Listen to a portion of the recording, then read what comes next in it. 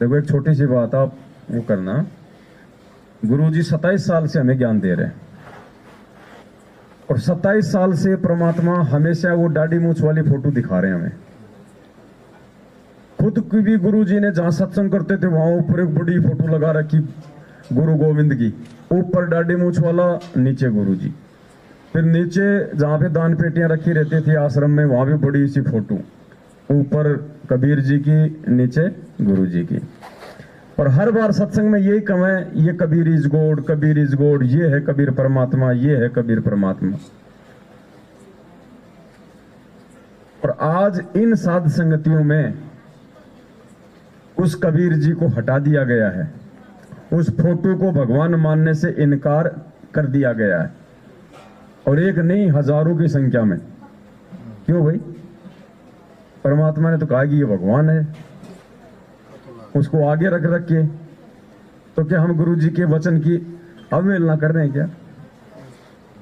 ये हिम्मत भगत जी कोई सूरमा कर सकते हैं, सूरमा, क्योंकि ये हिम्मत होगी ज्ञान से और युगों युगों के भक्ति मजबूत संस्कारों से। ये आम भक्तों की बस की बात नहीं है। हम कह देते हैं कि यार उनके समझ में क्यों नहीं आ रही, उनके समझ में क्यों नहीं आ रही। नाम दीक्षा लेने से पहले हमें समझ में आ रही थी क्या कि कौन भगवान है? मालिक ने बुद्धि खोली तो समझ में आया ना। पहले तो ये समझ में आया कि दाढ़ी मूछ वाला भगवान है, और अब समझ में आ गया कि यही भगवान है। खुद का परिचय ये खुद ही खुदा है। इसकी जानकारी कौन दे देगा?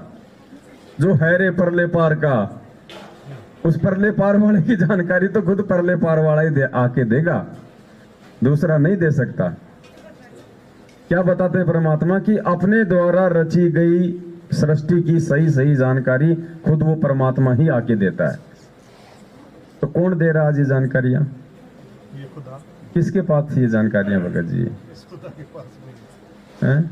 कुएं का मेंढक कभी मतलब समुद्र की जानकारी दे सकता है क्या? 21 ब्रह्मांड एक कुआं है, हम सब इसके अंदर फंसे हुए प्राणी, हम लोग मेंढक हैं।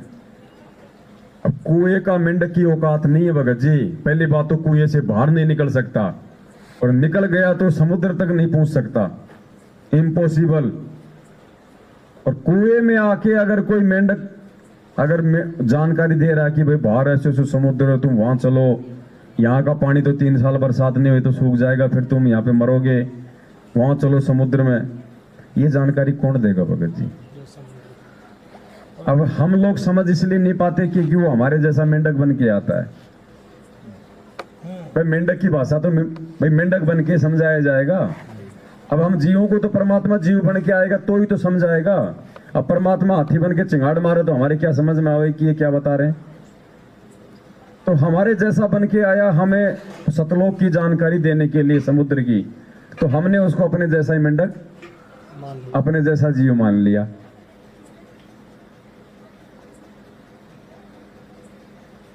क्या कहते हैं परमात्मा सत्संगों में कि 21 ब्रह्मांड में कोई भी प्राणी ये सत्संग करने का अधिकारी नहीं।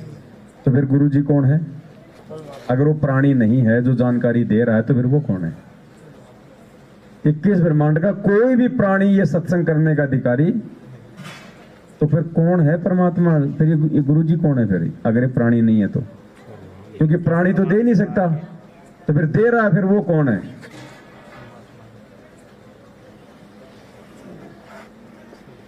भगत जी इन्हीं विषयों के ऊपर डिस्कस करना, चर्चा करना, इसी को साध संगत कहते हैं।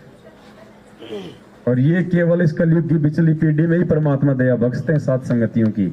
आज से पहले साध संगतियां नहीं होती थी, क्योंकि वो करेंगे किस बात में विचार? उन्होंने गुरु को परमात्मा मानना ही नहीं था, उनकी बुद्धि वहां तक थी ही नहीं, वो समय नहीं था वो पार करने का। आज परमात्मा हमें तैयार कर रहे हैं। आज गुरुजी नहीं कह रहे कि मैं हूं परमात्मा, लेकिन ज्ञान आधार से अब देख लो हम मान रहे हैं इस बात को कि हाँ यही परमात्मा है। और हमारे भाई बंधु देख लो आज उनका क्या हाल है, वो भी वही ज्ञान ले रखा उन्होंने, वही गुरु बना रखा। आज उनकी हालत देख लो क्या हो रही है, बिन पैंदे के लोटे की तरह है। कोई अगर इधर गुड़का दे कि चल बीजेपी की तरफ, चल बीजेपी की तरफ, इधर गुड़का दे चल कांग्रेस की तरफ, चल कांग्रेस की तरफ, चल आनंदपाल सिंह की सीबीआई जांच में चल। अरे वहां रक्तदान का कैंप लग रहा है, चल। और खुद मर गए खून के अभाव में, एक टपका नहीं मिला उनको। वो सर्टिफिकेट के चक्कर में खुद ने तो दे दिया। हॉस्पिटल में सर्टिफिकेट काम नहीं आता भैया, खून के बदले खून दे, फिल्टर करने के 1000 रुपए और दे। इस तरह सर्टिफिकेट महात्मा गांधी की तरह अपने गले में लटका के फिर इसका कोई मोल नहीं है। ऐसे लूटता है ये काल भगत जी।